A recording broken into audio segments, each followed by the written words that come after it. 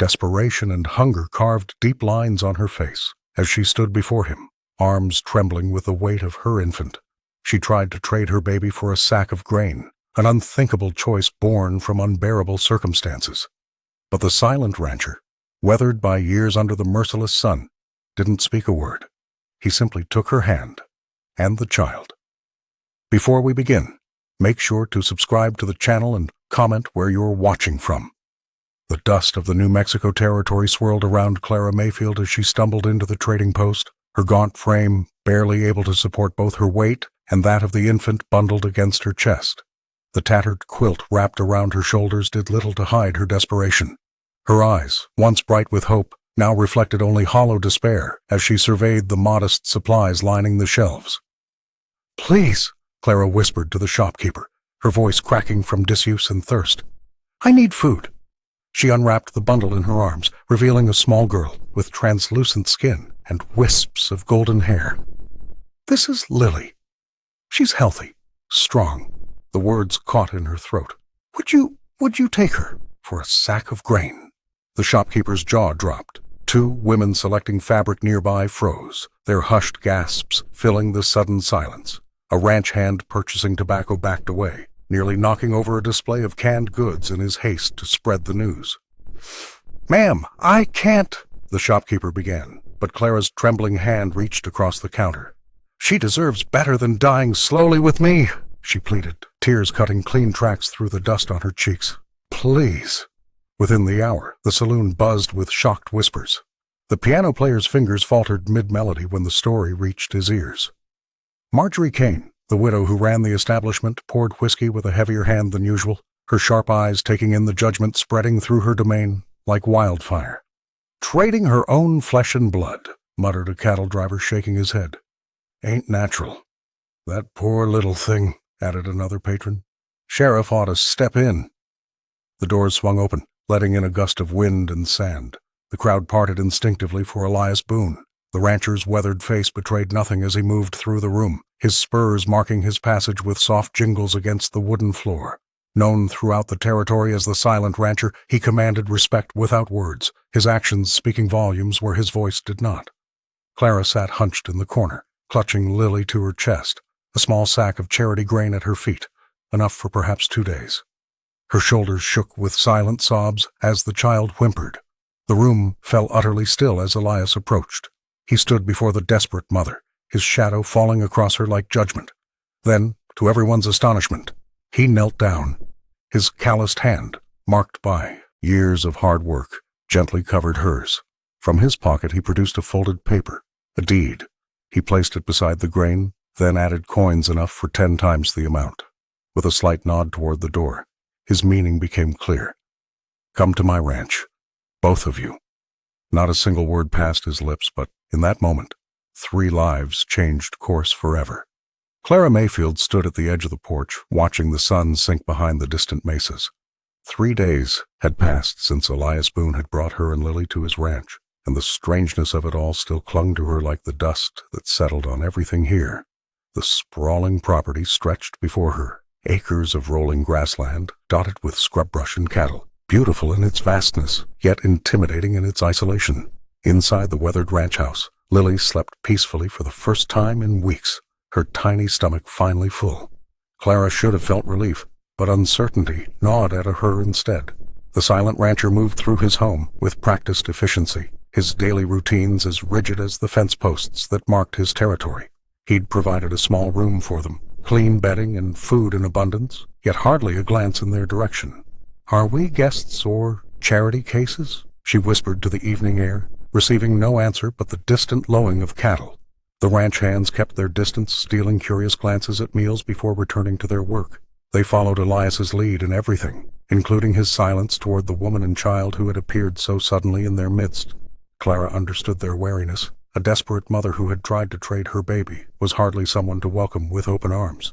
At night, Clara would lie awake on the unfamiliar bed, listening. The coyotes called to each other across the plains, their mournful howls a reminder of the wilderness surrounding them. Then would come the distinctive sound of Elias's spurs jingling softly against the floorboards as he made his nightly rounds.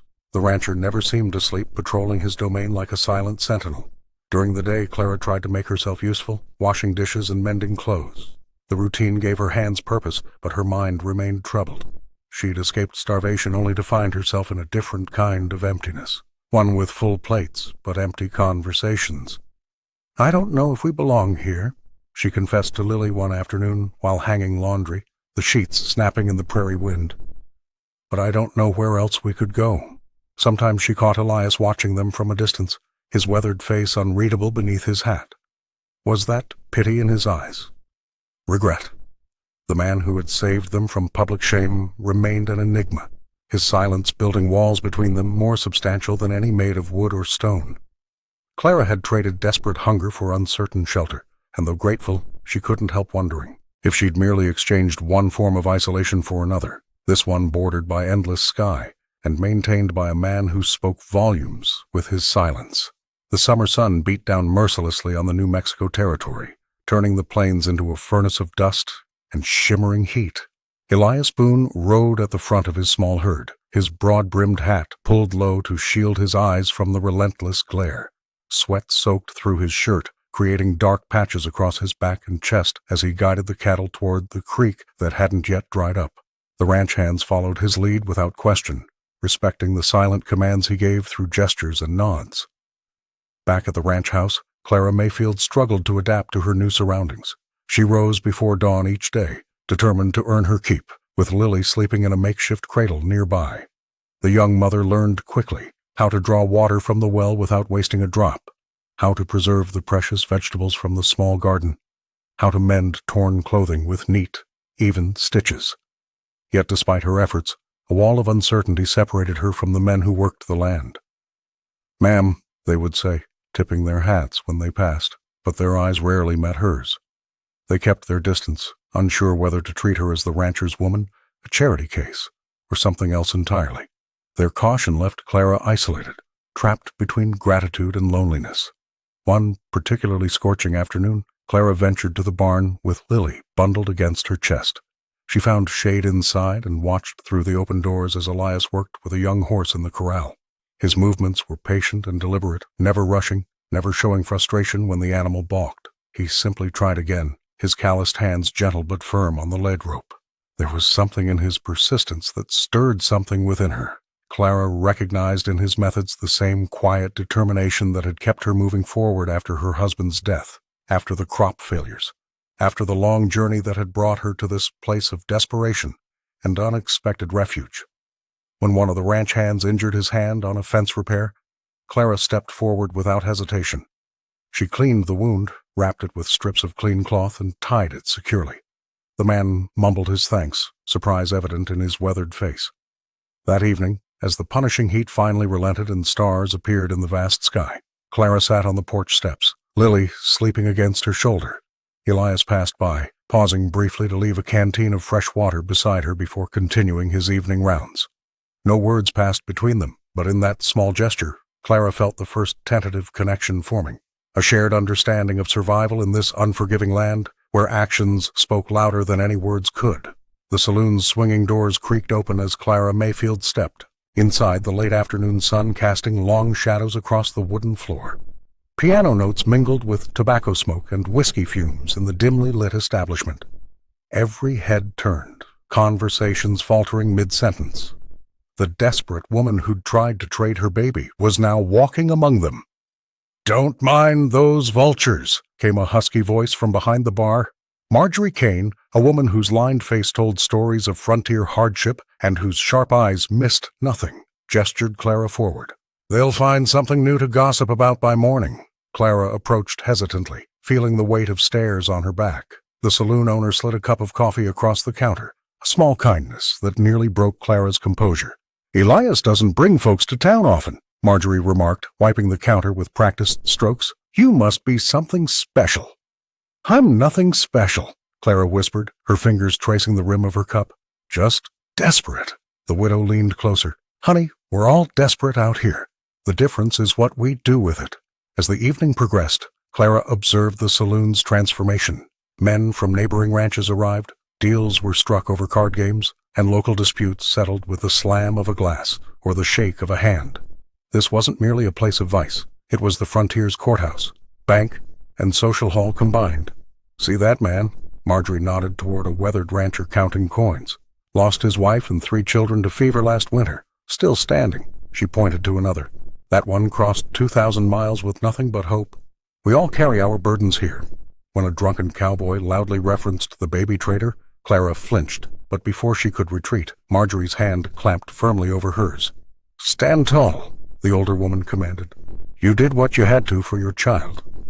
There's no shame in survival." Clara straightened her shoulders, meeting the man's gaze until he looked away first. As the night deepened, Clara found herself sharing stories with a blacksmith's wife and a schoolteacher from the eastern settlements. Their laughter came cautiously at first, then more freely. For the first time since arriving in town, she felt seen as a more than her worst moment. "Elias doesn't speak much," Marjorie said as Clara prepared to leave, "but his actions echo louder than most men's shouting. Remember that when the whispers follow you." Walking back toward Elias's waiting wagon, Clara realized something had shifted. The saloon, with its judgments and mercies, had shown her that reputation could be rebuilt, that stories could change, and perhaps, on this unforgiving frontier, she might yet write a new chapter for herself and Lily. The first frost dusted the plains as autumn settled over New Mexico territory. Elias Boone gathered his men before dawn, his weathered face illuminated only by lantern light as he traced the cattle drive route in, the dirt with a stick. Clara Mayfield watched from the porch, Lily bundled against her chest, struck by how the usually solitary rancher transformed when leading his crew. 3 days to the railroad junction, one of the hands muttered. "Weather's turning early this year." The drive began at first light. 20 men, over 200 head of cattle, and Elias at the lead. Clara hadn't expected to feel the ranch's sudden emptiness so acutely. With only the cook and 2 young hands remaining behind, the vast property seemed to hold its breath. On the 3rd day, Clara spotted a rider approaching at full gallop. The young hand nearly fell from his horse, gasping about sabotage. "Someone cut the north fence. Boss's herd scattered into Blackwell's territory." Clara's heart sank. Blackwell Ranch had coveted Elias's water rights for years. Everyone in town knew the rivalry. Without thinking, she handed Lily to the cook and mounted the nearest horse. "Mrs. Mayfield, you can't," the hand protested. "I most certainly can," she replied, already urging the animal forward. She found chaos when she reached them. Cattle bellowed in confusion while riders attempted to prevent further scattering. Through the dust, she spotted Elias confronting 3 men at the property line. Though she couldn't hear the words, his stance, straight-backed and unflinching, told her everything. 2 of Blackwell's men reached for their firearms, but Elias remained still, unarmed, and seemingly unconcerned. The tension crackled like lightning before a storm. Clara guided her horse closer, close enough to hear Blackwell's threat. "This land won't support you forever, Boone." Elias simply pointed to the cut fence, then held out his hand. After a tense moment, Blackwell reluctantly tossed over a pair of wire cutters. It took until nightfall to recover most of the scattered herd. Around the campfire, Clara watched Elias tend to his men before himself, checking injuries, distributing food, ensuring everyone had blankets against the cold. "He's always been that way," the oldest hand told her quietly. "Man barely speaks, but he carries the weight of all of us." Later, as they rode side by side in the moonlight, Clara studied Elias's profile. This silent man had offered shelter to a desperate woman and her child without hesitation. Now she understood why. His sense of responsibility extended to anyone under his protection. For the first time, Clara saw beyond his silence to the burden he carried. Not just cattle and land, but people and their livelihoods. The ranch wasn't merely property. It was a fragile world he maintained through sheer will and quiet honor, and somehow, impossibly, she and Lily had become part of it. The early autumn roundup brought a flurry of activity to Elias Boone's ranch. Dust clouds billowed across the plains as the men worked to gather scattered cattle before winter's approach. Clara Mayfield watched from the porch, Lily balanced on her hip, her thin frame still showing the marks of past hardship despite months of regular meals. A shout of alarm cut through the air. One of the younger ranch hands had spooked a spirited mare, and the animal bolted wildly toward the corral, where several men were working. The beast's eyes rolled white with panic, hooves thundering across packed earth, threatening to trample anyone in its path. Without hesitation, Clara handed Lily to the nearest ranch hand and darted forward. The men froze, watching in disbelief as the woman they'd viewed as fragile moved with unexpected purpose. She positioned herself at an angle to the horse's trajectory, her movements calm and deliberate. "Easy now," she called, her voice steady despite the danger. The mare snorted, tossing her head but slowing slightly at the unexpected obstacle. Clara reached out, not grabbing for the reins but extending her palm in a gesture of peace. The horse circled once, twice, its breathing labored, but its panic subsiding. With patient steps, she approached, murmuring words too soft for the watching men to hear. Within moments, she had her fingers on the bridle, then the reins. The mare stood trembling but subdued, as Clara stroked her neck with practiced hands. "My father raised horses before the drought took everything," she explained to the astonished onlookers. "I've calmed worse than this one." From his position near the barn, Elias watched. His weathered face, typically as unyielding as the distant mesas, softened almost imperceptibly. The rancher's eyes lingered on Clara longer than usual, seeing beyond the desperate woman who had once tried to trade her child. That evening, the dynamics around the supper table shifted. The ranch hands, previously careful and distant with her, now passed dishes with newfound respect. Stories flowed more freely, including her in their circle rather than working around her presence. "Never seen anyone handle a spooked horse like that," one of the older hands commented. "Not since my grandmother, anyway." Clara smiled, bouncing Lily on her knee. "There's more than one kind of strength," she replied. Later, as she tucked her daughter into the small bed, she felt Elias's presence in the doorway. The silent rancher didn't speak. He rarely did, but he nodded once, a gesture that carried more weight than words. In that simple acknowledgement lay the first seeds of something neither had expected, mutual respect that might, with time, grow into something more. The first frost painted the distant mountains white as autumn settled over the New Mexico territory. Clara Mayfield pulled her tattered quilt tighter around her shoulders, watching as the ranch hands filed into the main house after a long day of work. Their faces were weathered from sun and wind, their hands calloused from labor, but there was something else in their expressions, a hunger that had nothing to do with food. "Can any of you read?" she asked one evening, cradling Lily against her chest. The men exchanged glances, shuffling their feet against the wooden floorboards. Their silence was answer enough. That night, Clara made a decision. The following evening, she gathered the men around the crackling fireplace. The young mother placed her daughter in a makeshift cradle and pulled out a dog-eared book she'd found on a shelf, a collection of frontier tales and practical knowledge. "Tonight," she announced, "we learn our letters." The ranch hands, men who could track a stray calf for miles or predict storms from the behavior of cattle, sat awkwardly like schoolboys. Miguel, the oldest among them, twisted his hat nervously. "Miss Clara, I'm too old for book learning." "Nonsense," she replied, her voice gentle but firm. "You're never too old to make your mark on the world." Night after night, as autumn deepened, Clara taught by firelight. The men learned to recognize their names, to form letters with uncertain hands. Their progress was slow but steady, punctuated by moments of triumph when a word suddenly made sense. The lessons expanded beyond literacy. They shared stories of their lives, their homes, their dreams. From the shadowed doorway, Elias Boone watched silently. The rancher never joined the circle, but Clara noticed how he lingered longer each evening, his expression unreadable in the flickering light. Once, she caught him mouthing the words as she read aloud, a secret she kept to herself. The nightly gatherings transformed the ranch. Men who had worked side by side for years without truly knowing one another became friends.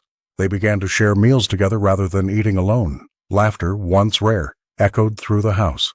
One evening, as snow began to fall outside, Clara looked up from the book to find the men engaged in animated conversation about the story she'd just read. In that moment, she realized she'd given them more than literacy. She'd created community. When she glanced toward the doorway, she found Elias watching her, not the men. For the briefest moment, something in his eyes softened. He gave her a single, almost imperceptible nod before disappearing into the darkness. Clara smiled to herself. The ranch was becoming more than shelter. It was becoming home. The floorboards creaked beneath Clara's feet as she padded through the darkened ranch house. Lily had finally settled after a fussy evening, and Clara sought a moment's peace with a cup of herbal tea. The winter wind whistled through the cracks in the walls, but the house remained surprisingly warm thanks to the banked fire in the main room. As she approached the kitchen, Clara noticed a faint glow spilling from beneath the door. She hesitated, then quietly pushed it open. There sat Elias Boone, hunched over the rough-hewn table, a single lantern casting long shadows across his weathered face. Before him lay his battered Bible, its leather cover worn smooth from years of handling. The rancher didn't immediately notice her presence.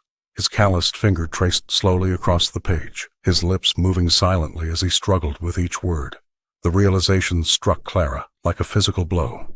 This man, who commanded respect across the territory, who managed complex cattle operations and negotiations, couldn't read fluently. When Elias finally glanced up, the vulnerability in his eyes nearly broke her heart. He quickly closed the book, but Clara stepped forward before he could retreat. "I used to teach children back east," she said softly, keeping her distance. "Before everything changed." The silent rancher remained motionless, his expression guarded. Clara didn't push. Instead, she simply prepared her tea, moving deliberately around the kitchen as if nothing unusual had occurred. "My father never saw the point in book learning," Elias finally said, his voice rough from disuse. "Said a man needed to read tracks, not words." Clara nodded, understanding flowing between them. "My father said much the same about daughters." A ghost of a smile touched his lips. "Seems we both proved them wrong." She sat across from him, careful not to make him feel studied or judged. "Would you like me to help? Not like with the men by the fire. Just here, when it's quiet." Elias ran his hand over the Bible's cover, considering her offer. The lantern flame flickered, casting dancing shadows across the kitchen walls. Outside, a coyote called into the night, its lonely howl echoing across the plains. "I'd be obliged," he finally said. Clara didn't reach for the book, didn't rush to correct or instruct. Instead, she sipped her tea, allowing this fragile moment to settle between them. Tomorrow would bring its own challenges: cattle to tend, supplies to manage, a household to run. But tonight, in the quiet of the kitchen, something fundamental had shifted. A trust was forming, built not on grand gestures but on shared vulnerability and quiet respect. For the first time since arriving at the ranch, Clara felt not like an intruder, but like someone who belonged. Winter descended upon the New Mexico territory with a vengeance, bringing howling winds that cut through clothing like knives and temperatures that froze water buckets solid by morning. Clara Mayfield watched with growing dread as the ranch's food stores dwindled faster than anticipated. The cattle grew thin, huddling against the biting cold, while the ranch hands worked double shifts to keep the animals alive through the harsh season. One morning, Elias returned from checking the perimeter, frost clinging to his beard as he silently placed a piece of paper before Clara. His weathered hands sketched crude figures. Their supplies wouldn't last another month. The mother felt her stomach tighten with familiar panic, memories of starvation still fresh in her mind. "A trading caravan stopped in town," one of the ranch hands announced the following day. "Heading south before the passes close." Clara looked at Lily, now crawling and babbling happily, unaware of their precarious situation. "I'm going," she declared, surprising everyone, including herself. "We need supplies." Elias's expression remained unreadable, but he hitched the wagon without protest. The journey to town was silent, the landscape a canvas of white and gray beneath a steel-colored sky. At the trading post, the caravan merchants eyed Clara skeptically when she approached. "We need grain, salt pork, and medicine," she stated firmly, her voice steadier than her heart. "Cash only," the lead trader replied dismissively. "I have no cash," Clara admitted, "but I have this." She unwrapped her tattered quilt, the last possession from her former life. "Hand-stitched took me 2 years, and I can offer labor. I'll mend your company's clothes before you leave." The merchant scoffed, but Clara stood her ground. "Your men have torn shirts and frayed coats. You're heading into colder country. A needle and skilled hands are worth something out here." For 3 hours, Clara negotiated, bargained, and refused to back down. When Elias returned to collect her, he found the wagon loaded with supplies: grain, dried meat, medicine for winter ailments, even coffee and sugar. "How?" he wrote on a scrap of paper. "I traded what we had for what we needed," she answered simply. Back at the ranch, the hands watched in astonishment as Clara directed the unloading of provisions that would see them through winter. The woman they'd once pitied now commanded respect with her resourcefulness. That night, as Lily slept peacefully, Clara caught Elias watching her with something new in his eyes. Not just gratitude, but admiration. She had proven herself not as someone to be saved, but as a survivor who could save others.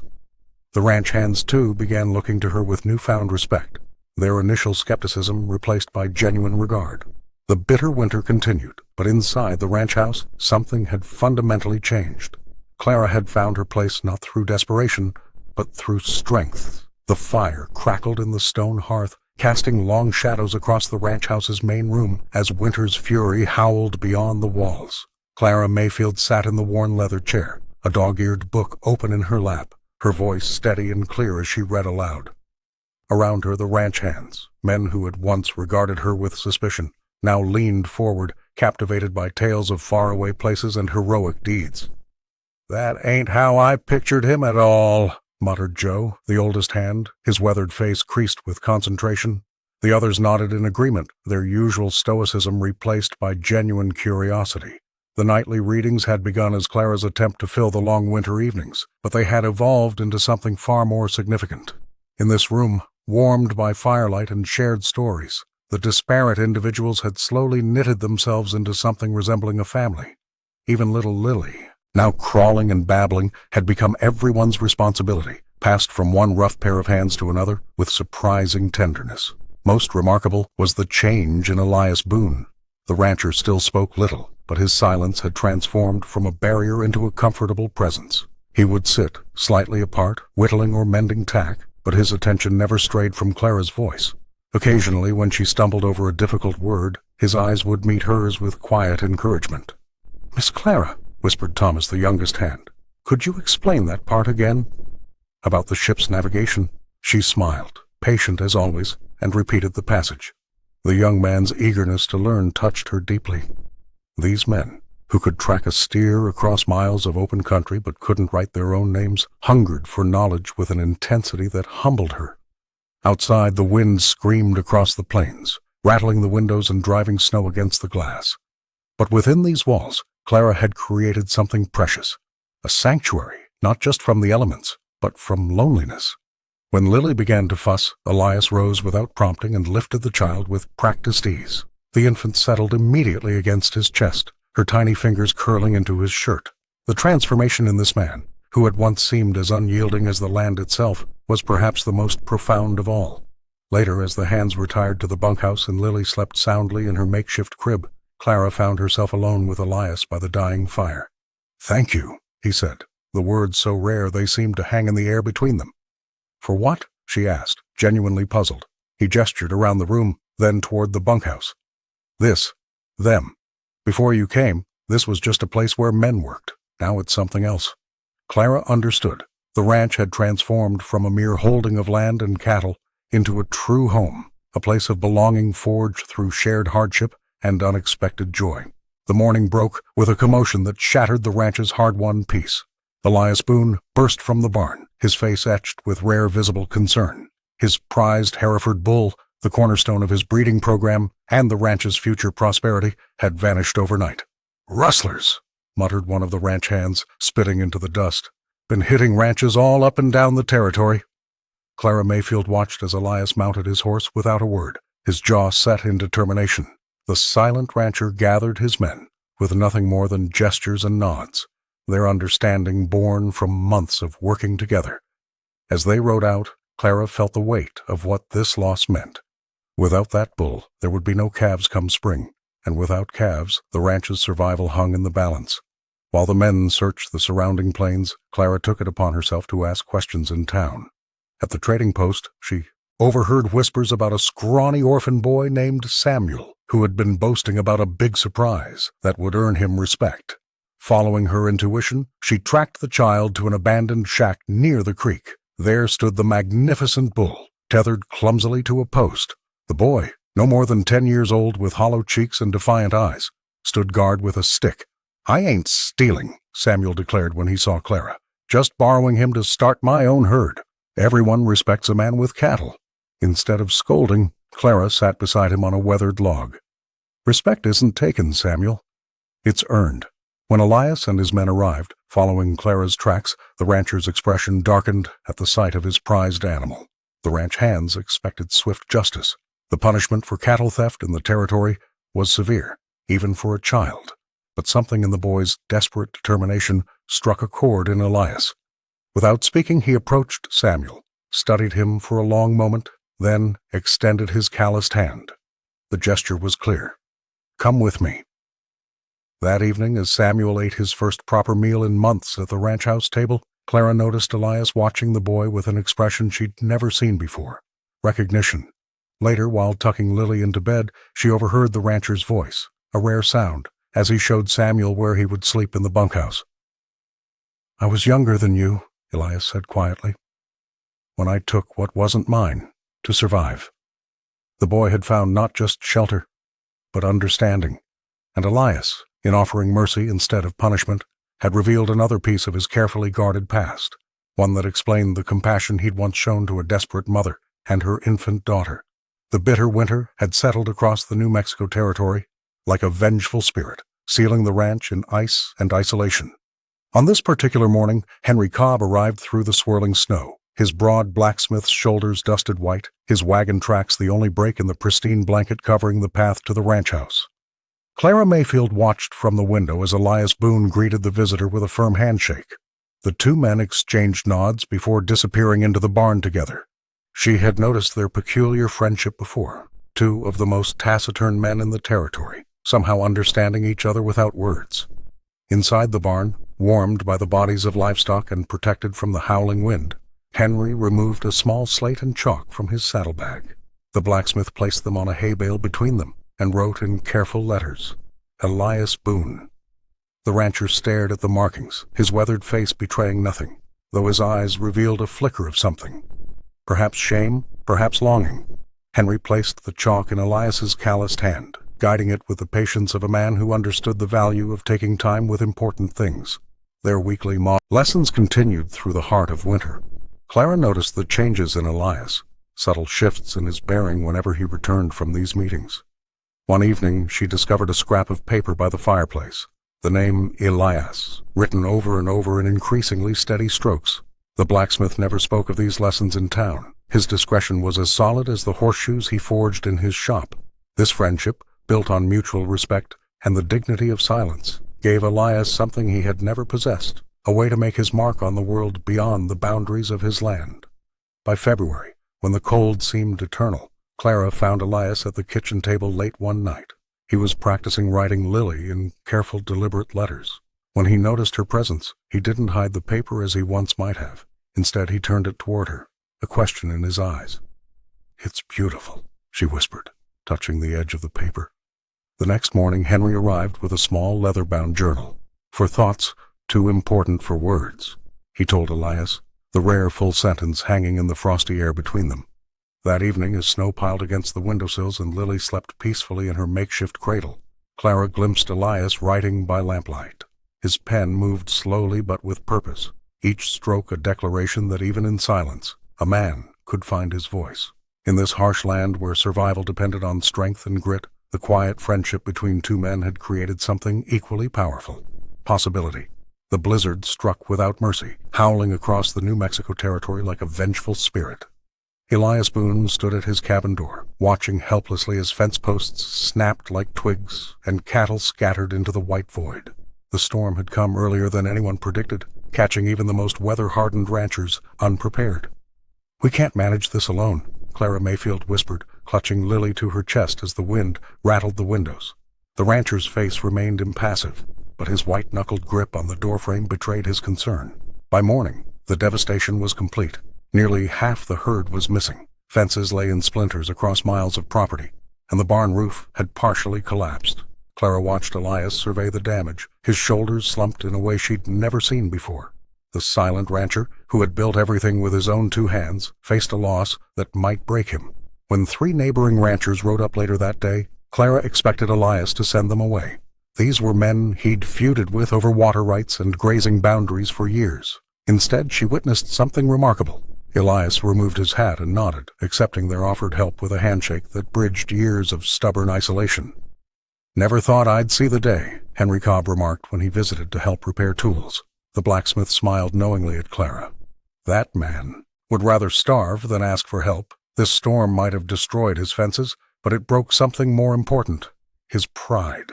The rebuilding consumed the remainder of winter, Men who had once exchanged only terse nods in town now shared meals at Elias's table, their laughter warming the ranch house as thoroughly as the hearth. Clara moved among them with growing confidence, coordinating efforts and ensuring no one went hungry after long days of labor.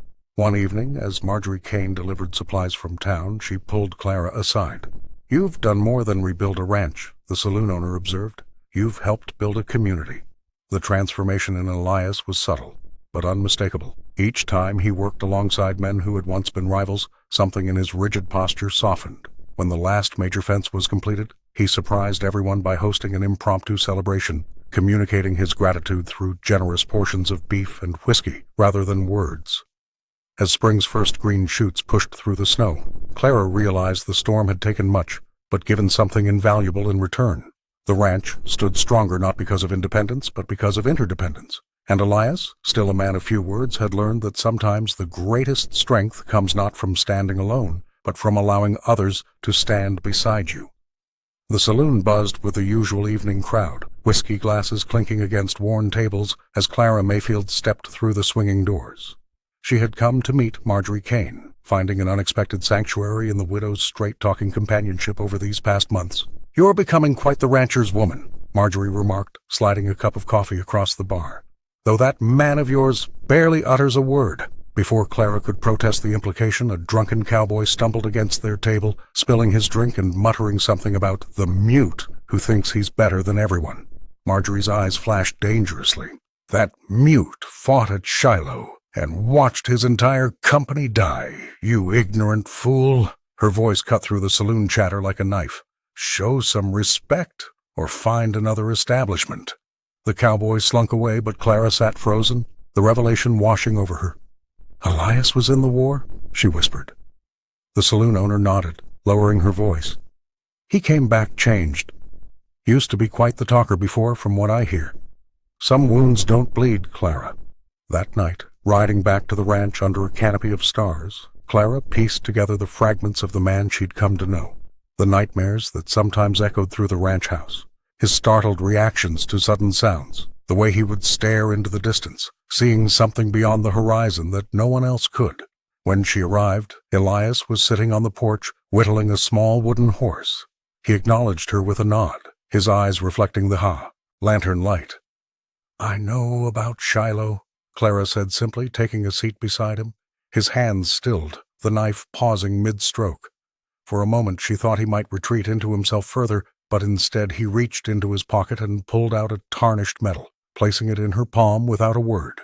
Clara ran her thumb over the worn metal, understanding flowing between them without speech. She didn't offer empty consolations or prying questions. Instead, she began to speak of her own ghosts, the husband who'd died of fever, leaving her with nothing but debts and a newborn, the family who'd turned her away, the desperate journey west with dwindling hope. The vast New Mexico sky stretched above them, indifferent to their pain, yet somehow holding space for it. In the quiet that followed, something shifted between them, a bridge forming across the chasm of their separate sufferings. When Lily's cry broke the silence, Elias stood first, nodding toward the house. Clara followed, knowing that some wounds never fully heal, but understanding that shared scars could forge the strongest bonds of all. The first warm breeze of spring swept across the plains, carrying with it the scent of new grass and the promise of renewal. Clara Mayfield stood on the porch of the ranch house, watching as Elias guided his horse through the eastern pasture, his silhouette of familiar comfort against the endless sky. In her hands she clutched a letter that had arrived with the monthly supply wagon, crisp paper with elegant handwriting that seemed to belong to another world entirely. "Clara, please come home," her sister Elizabeth had written. "Father has passed, and the house stands empty. There is no need for you to suffer in that godless wilderness any longer. I can provide for you and Lily proper schooling, good society, and the comforts a child deserves." The offer hung in the air like the distant thunderclouds gathering on the horizon. Clara folded the letter carefully, tucking it into her apron pocket as Lily toddled across the wooden planks toward her, small hands reaching upward. She lifted her daughter, who had grown sturdy and sun-kissed over the months at the ranch. "What would you think of lace dresses and cobblestone streets?" she whispered, but Lily only pointed toward Elias with a delighted squeal. That evening, as the ranch hands gathered around the fire for their reading lesson, Clara found herself watching them with new eyes. These men, once strangers, now looked to her with respect. They had weathered the brutal winter together, rebuilt fences side by side, celebrated small victories, and mourned losses as one. Later Marjorie visited, bringing fresh-baked bread and her usual forthright wisdom. "You've got that look," the saloon owner observed, settling into a chair. "Like you're halfway gone already." "My sister wants us back east," Clara admitted. "A proper life, she calls it." Marjorie's weathered hand stilled on her teacup. "And what do you call the proper these days?"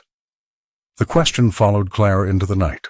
From her window she watched Elias in the barn, lantern light spilling from the doorway as he worked late, mending tack with the same quiet determination he applied to everything.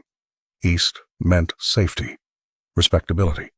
No more calloused hands or endless worry about drought or cattle prices. Yet as she imagined returning to her childhood home, Clara realized it was no longer the sanctuary she remembered. The thought of leaving the ranch, leaving Elias, created a hollow ache beneath her ribs that no promise of comfort could fill. The letter from the East offered everything she had once believed she wanted, but standing in the doorway, watching the man who had saved her with a silent gesture of compassion, Clara wondered if perhaps she had already found her way home. The fire crackled in the hearth, casting dancing shadows across the worn wooden floor of the ranch house. Outside, snow fell in gentle flurries, tapping against the window panes like timid visitors seeking entry from the bitter New Mexico winter. Clara Mayfield sat in the rocking chair, her fingers working a patch onto one of Lily's small garments while her daughter played on a quilt spread before the fire. Elias Boone entered silently, his tall frame momentarily blocking the warm glow as he removed his coat and hung it by the door. Snow melted from his boots, leaving dark patches on the floorboards. The rancher nodded to Clara, his customary greeting, before settling into his chair across from her. Lily, now 10 months old and crawling with determined purpose, looked up at the sound of his spurs jingling. Her face broke into a toothless grin. Without hesitation, she abandoned her wooden toy and crawled directly to Elias, pulling herself up on his pant leg with surprising strength. "Up!" she demanded, her small hands opening and closing in the universal gesture of a child wanting to be held. Clara watched, needle suspended mid-stitch, as Elias's weathered hands gently lifted her daughter. Something shifted in his expression, the perpetual furrow between his brows softening, the hard line of his mouth relaxing into something that, while not quite a smile, held warmth Clara had rarely glimpsed. "She's never done that before," Clara whispered, her voice barely audible above the crackling fire. "She usually cries when anyone but me holds her." Lily settled against the rancher's chest, her tiny fingers exploring the rough texture of his beard. Elias looked down at the child with an expression of wonder, as though he'd been handed something precious and fragile beyond comprehension. A complicated emotion washed over Clara, pride mingled with a strange melancholy. Her daughter was forming attachments, finding security in this place that had once been merely a desperate salvation. The realization struck her with unexpected force. They were putting down roots here, in this house, with this silent man, whose actions spoke volumes his voice never could. "I think she knows," Clara said softly, setting aside her mending. "Children have a way of seeing what's in a person's heart." Elias met her gaze, his eyes revealing more than he'd ever expressed in words. He nodded once, his large hand protectively cradling Lily's small back as she drifted toward sleep against his shoulder. In that moment, Clara understood that the ranch had transformed from a temporary haven into something else entirely, a home, perhaps even a family. What had begun as an act of desperate survival was becoming a life chosen, not merely endured. As the snow continued its gentle percussion against the windows, Clara felt something within her settle, like soil finally ready for planting. The distant clang of steel on steel echoed across the plains, a constant reminder of progress marching ever closer. The railroad had been creeping toward their corner of the New Mexico territory for months, but Clara Mayfield hadn't expected it to arrive with such a decisive proposition. Thomas Wilkins, the railroad foreman, sat stiffly at Elias Boone's kitchen table, his hat placed neatly beside a stack of papers. His offer hung in the air between them, a sum that made Clara's breath catch in her throat. "It's more than generous," Wilkins said, tapping the contract with one finger. 5 times what this land would fetch from another rancher." Clara watched Elias's face carefully. The silent rancher hadn't spoken a word since the foreman arrived, but his jaw had tightened and his eyes had grown cold. She knew that look, the same expression he wore when strangers approached his property or when threats loomed on the horizon. Later, after Wilkins had departed with a promise to return for their answer, Clara found herself torn. She stood by the window, watching Lily toddle after a butterfly in the yard. "We could give her everything," she said softly. "A proper education, a home with real glass windows, doctors when she needs them." Elias remained motionless by the fireplace, his silence heavier than usual. "This land is more than dirt and grass to you," Clara continued. "I understand that. But is it worth Lily's future?" The rancher finally moved, walking to the door and staring out at the land that had been his sanctuary and prison for so many years. His hands, calloused from endless work, gripped the doorframe until his knuckles whitened. That night, Clara couldn't sleep. The money would mean security, something she hadn't known since before her husband died. Yet watching Elias move through his evening chores, she recognized the cost would be immeasurable to him. This ranch wasn't just property. It was the only place he'd found peace after the war. The next morning, Marjorie Kane rode out from town, dismounting with the grace of a woman half her age. "The whole town's talking about Wilkins's offer," the saloon owner said, accepting a cup of coffee. "Henry Cobb says 3 other ranchers have already sold." "What would you do?" Clara asked. Marjorie studied her over the rim of her cup. "Money buys comfort, not happiness. I've seen plenty with full pockets and empty hearts." As the day wore on, Clara realized the choice before them wasn't just about land or money. It was about what kind of life they wanted. The railroad represented more than progress. It symbolized a crossroads for the fragile family they had built from nothing but desperate circumstances and quiet compassion. The first wildflowers pushed through the soil as Clara Mayfield stood at the edge of the ranch, watching the distant mountains shed their winter white. She'd survived another season on Elias Boone's land, longer than she'd ever planned. The letter from her sister lay folded in her apron pocket, its promise of eastern comfort growing heavier with each passing day. That evening, after Lily had fallen asleep, Clara found Elias on the porch, his weathered hands working a piece of leather by lantern light. The rancher acknowledged her with a slight nod, his eyes returning to his task. "I need to tell you something," she began, her voice barely audible above the chorus of night insects. "When you took us in that day at the trading post, I never planned to stay." His hands stilled, but his gaze remained fixed downward. "I was just trying to survive until spring, until I could find a way east to my sister." The confession tumbled out like water through a broken dam. "I had it all planned, work through winter, save what I could, then leave when the roads cleared." Elias finally looked up, his expression unreadable in the flickering light. Clara could see the subtle tightening of his jaw, the only indication of the impact her words had made. "But now I don't know what I want," she continued. "My sister offers security, a proper life for Lily and civilization. Schools, doctors, opportunities I can't imagine here." The silence between them stretched, filled only by the distant lowing of cattle. Clara watched as he carefully set aside his work, his movements deliberate. "You've given us everything, asking nothing in return," she said. "I owe you the truth about my intentions." Elias stood slowly, his tall frame silhouetted against the night sky. For a moment, Clara thought he might walk away without responding. It wouldn't be the first time. Instead, he turned to face her fully. "And now?" he asked, his voice rough from disuse, each word chosen with care. The question hung between them, weighted with months of shared meals, silent understandings, and the gradual building of trust. Clara realized he wasn't asking about her plans. He was asking about her heart. "Now I'm torn," she admitted, "between what I thought I wanted and what I've found here." In the distance, a coyote called to its pack, the lonesome sound echoing across the plains. Clara felt the pull of 2 worlds, the security of her past and the unexpected belonging she'd discovered on this harsh, beautiful land with this silent man who had saved her when no one else would. The choice loomed before her like a fork in a trail, each path disappearing into its own horizon of possibility and regret. The railroad men arrived in a cloud of dust, their polished boots a stark contrast to the mud-caked footwear of the townsfolk. They unrolled maps across tables in the saloon, marking lines through ranches and homesteads with casual indifference. When they reached Elias Boone's property, they circled it boldly, declaring it prime land for the new station. Word spread through town like wildfire. By noon, nearly every resident had gathered in the square, murmuring anxiously as the railroad representatives stood on wooden crates, promising prosperity and progress. Clara Mayfield stood at the edge of the crowd, Lily balanced on her hip, watching as neighbors nodded along to promises that would cost them their homes. "The silent rancher won't fight," someone whispered. "Man hasn't spoken 3 words in years." Then the crowd parted. Elias walked forward, his weathered face set with determination.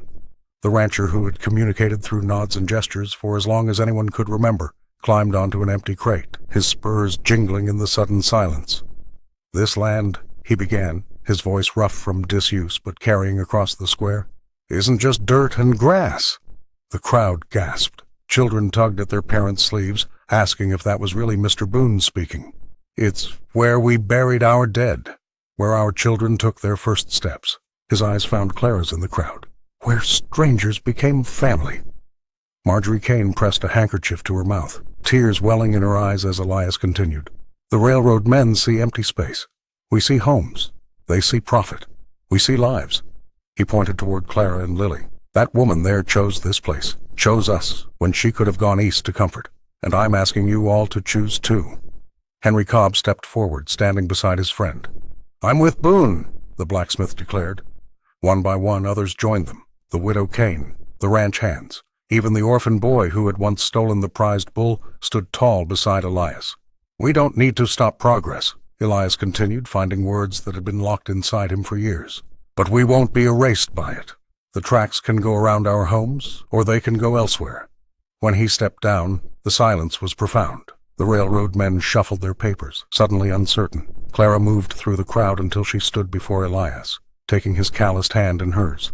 "I never thought I'd hear your voice," she whispered. "It was worth waiting for." His eyes, usually guarded, shone with emotion. The man who had once communicated only through actions had found his words when they mattered most. Not for himself, but for the community and the woman who had changed his world. The first. Wildflowers pushed through the thawing earth as Clara Mayfield stood on the porch, letter clutched in her hand. The New Mexico Territory, spring, brought renewal to the land and clarity to her heart. Her sister's elegant handwriting promised comfort, security, and a life free from the harshness of frontier existence. Yet as Clara watched Elias Boone move across the pasture, Lily balanced securely on his broad shoulders, she knew her decision had already been made. "I'm staying," she told him that evening as lamplight cast long shadows across the kitchen table. The rancher's weathered face remained impassive, but his eyes, those eyes that had witnessed war and solitude, revealed everything his silence concealed. "This is our home now, Lily's and mine." Elias nodded once, the gesture containing more meaning than 1,000 words could express. He reached across the worn wooden surface, his calloused hand covering hers, the same gesture he'd made that fateful day at the trading post, when a desperate mother had tried to trade her infant for food.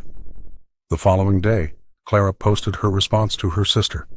The letter was brief but resolute, explaining that she had found not just shelter but purpose on this rugged patch of earth. What had begun as survival had transformed into belonging. As spring deepened into summer, the ranch flourished in ways beyond cattle and crops. The evening reading sessions continued, with Henry Cobb joining regularly, bringing books from his travels. The blacksmith's friendship with Elias had deepened into brotherhood, their shared quiet understanding, a foundation for the community taking root. Marjorie visited often, her sharp wit and practical wisdom a counterpoint to Clara's growing confidence. The saloon owner watched with satisfaction, as the woman who had once entered her establishment hollow-eyed and desperate now stood tall, respected by even the most judgmental townsfolk. The orphan boy, now assistant ranch hand, thrived under Elias's patient guidance. His presence completed their unconventional family, one forged not by blood, but by choice and circumstance. One evening, as fireflies danced beyond the porch and Lily slept peacefully inside, Elias broke his customary silence. "Never thought I'd have this," he said, his voice rough from disuse but clear with conviction.